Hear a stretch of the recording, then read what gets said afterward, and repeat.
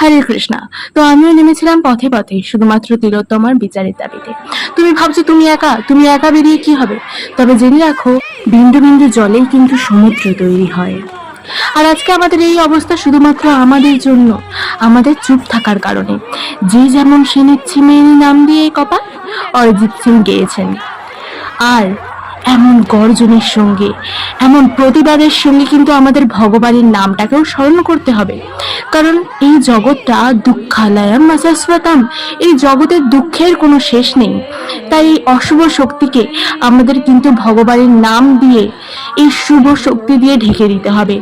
ভগবানের এই নাম পুরো বিশ্ব জগতে ছড়িয়ে দিতে হবে। আর এই আন্দোলনও তার সঙ্গে জারি রাখতে হবে। এই প্রথমবার এমন মিছিলে কেউ বিরক্ত হচ্ছে না, শুধুমাত্র কয়েকটি চোর ছাড়া। ওই world just demand justice, Bharat মাতা কি জয়, হরে কৃষ্ণা।